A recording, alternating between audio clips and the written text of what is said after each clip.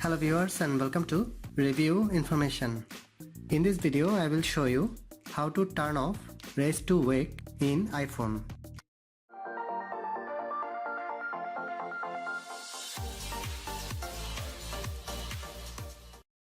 Go to the iPhone settings.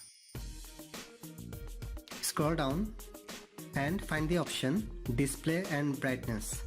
Tap on this. In these settings, Raise to Wake is turned on. Now toggle off Raise to Wake if you want to disable it.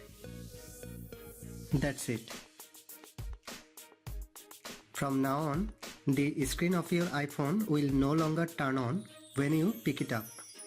If it has been turned on, then it should wake your device automatically as you pick it up.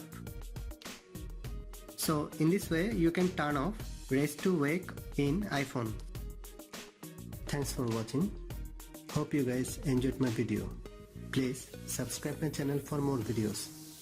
Goodbye.